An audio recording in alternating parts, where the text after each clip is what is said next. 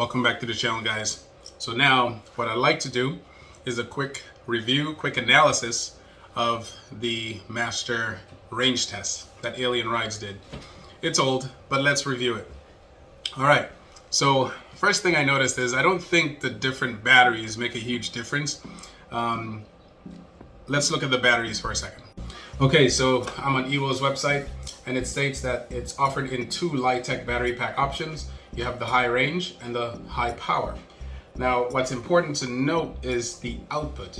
So the high range, which is a Samsung 50E cell, has an output of 10 amps at 2400 watt-hour capacity.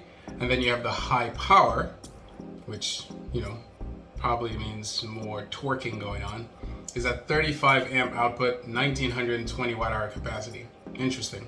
So that's a huge difference, actually. Major difference in terms of just battery capacity. But what's interesting is the output. That's what you want to pay attention to. 10 amps versus 35 amps. What do you plan on doing with this wheel? In my case, I would like to do both. I would like to have range and I would like to have speed. Now, the thing is, I have two wheels. I have the Torque MSP, high-speed MSP. The Torque MSP has great torque, a little bit less range, and I have the high-speed MSP, not as much torque, but enough torque for what I need it for.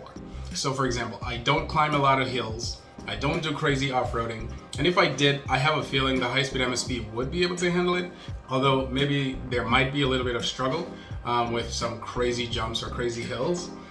But you would really have to be a specific type of rider if you were to consider between these two battery capacities. For me, I like speed, but I also like power. I also like range.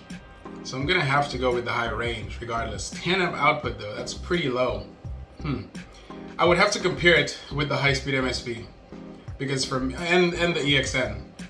If it compares with these two, then I'll decide based on the battery capacity. I don't know, that's the conundrum. But you can compare it to what you personally would like to do with the wheel. Moving on. So obviously I'm gonna take that back when I said the battery types don't matter.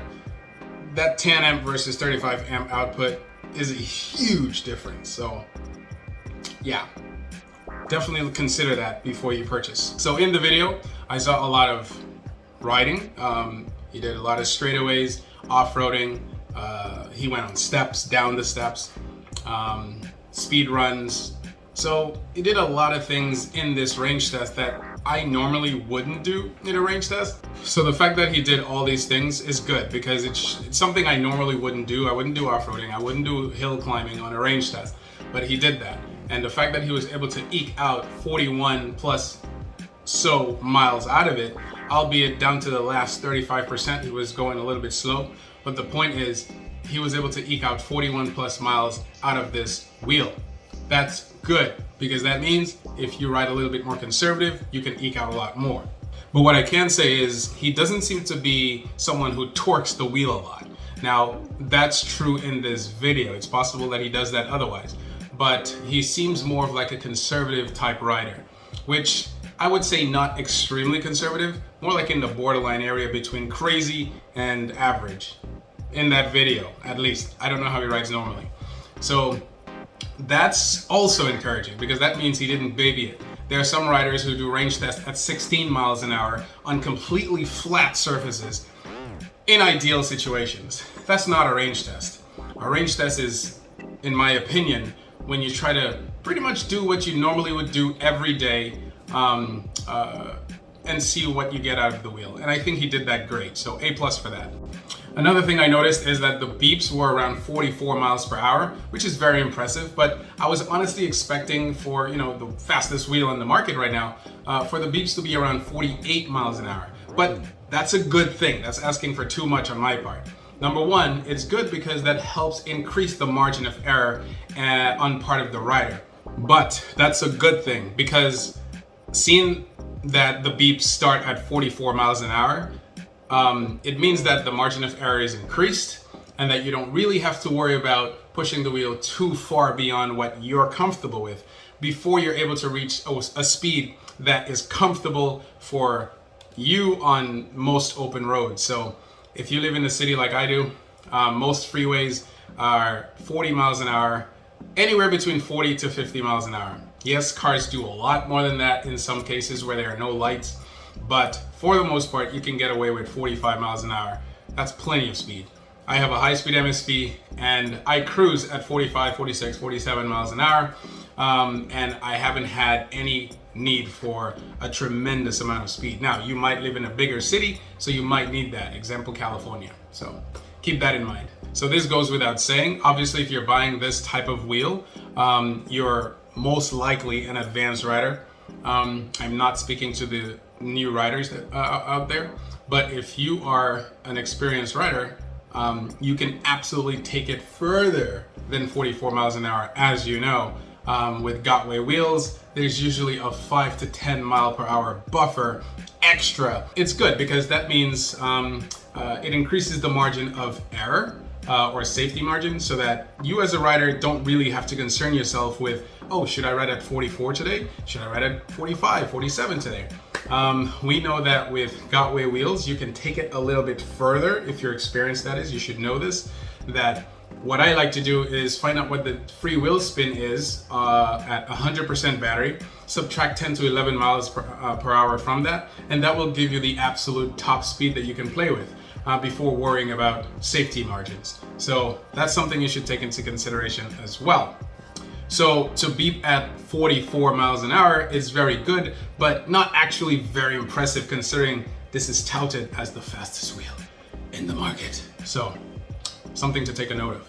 So I just want to stress again that, further on in the video, you begin to see that, there was a lot of carving going on, a lot of hill climbs. He ended up doing part of a group ride. All of that was very impressive for a range test, for any wheel. So the fact that he was able to do these things in these unlikely scenarios where you are able to get the maximum range and still get 40 plus miles out of it is very encouraging, because most people will not do that. Okay, now here is where Gotway shines.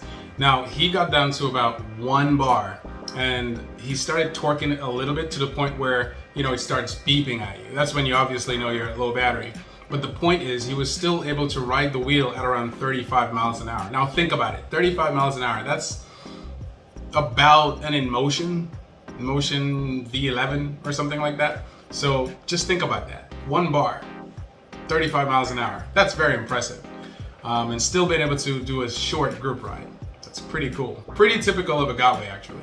Now, what was interesting is that the beeps eventually started to get more and more consistent, and he was about 5 miles away from headquarters. But what's interesting is he was still able to do a good amount of riding, good amount of speed, and still did some jumps, which was very impressive. Now, if you know anything about low battery, if you jump, that's like torquing when you land. It should cut out, but it didn't. So it wasn't a crazy jump either, but still. Now the wheel started to completely tilt back at 0 bars, but he was still able to ride it to its destination, although very uncomfortably. So in total, he got 41 miles out of the wheel, and his assessment was, if you're a little bit more conservative, you can definitely get a lot more out of it. Now, something I wish that a lot of riders who do range tests, speed tests, torque tests, whatever, hill climbs, is mention their weight, and he absolutely did. That was 2 thumbs up. He weighed around 195 pounds with all his gear. Now for that weight is actually underwhelming if you think about it, because he's very light comparatively. I was expecting that he would be upwards of 200 with the gear, but he was 195. So without the gear, he's a lot lighter. So I'm glad he gave his weight, since that is one of the main deciding factors. Also, keep in mind the weather of California. This is probably upwards of 80, 90 temperatures. So this is ideal temperature for their battery cells. If you live in a city that's a little bit overcast and usually around 50s to like 60s, 70s on any given day, then you can imagine that plus your weight, plus hills, plus whatever, that's gonna make a huge difference. So his location was ideal, but temperature was not ideal for the average overall perspective of range. Overall, for a 2400 watt hour battery, that was very impressive at those speeds. Very impressive. What will that translate to in real life? We'll leave that for you to decide and for me to decide, hopefully when I ever get the chance to ride one. So in the end, what's my take on this? Well, it's gonna have to be a very subjective take because I haven't touched the wheel at all. But based on what I've seen and based on what I'm seeing on Ewheels, the 10 amp and the 35 amp, wow, that's a very, it's literally a vast difference here. So these two batteries are totally different from each other.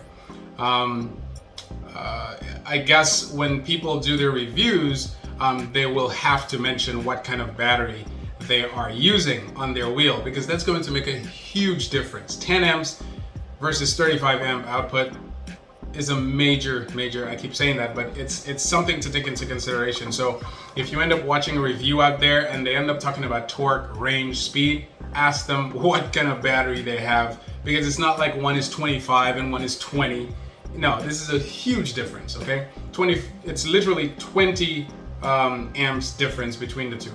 So my take on that is the wheel is very geared toward two specific type riders, speed and range riders. I don't see why you would go for the 1920 watt hour capacity, to be honest, unless you're someone who rides fast where it's necessary, for example, a racetrack or something like that, where that's all you want to do, or maybe off-roading. That would be very important if that's what you end up doing. But then I would go with the KS20, you know, or 22. If you really wanted to do off-roading, just go for the KS22, because that battery capacity is not so impressive, to be honest. I personally would go with the 2400 watt hour because, you know, like someone in my comments said, let's stop comparing the KS22 with this wheel because they're very different. At least with the KS22, you'll get a 2200 watt hour no compromise battery when you compare it with the high power version that this offers. So that's my take. I don't see a need for the 1920 watt hour. It's nothing. It's literally nothing. But guys, this is my take. Overall, it's a beautiful wheel. Apparently, Gotway is working with Ewheels and some other distributors to improve the design, improve the quality, build, and performance of the wheel. One important note is that they will be upgrading the battery or the circuits to include redundancy. I think we have to thank EUC Upgrades for that, where he did mention that if you take out one battery, the whole system shuts down. I can't verify that, that's just what he said. So there should be some type of update with that on the production models. So yeah, guys, I can't wait to get my hands on that whenever I can. But until next time, happy riding.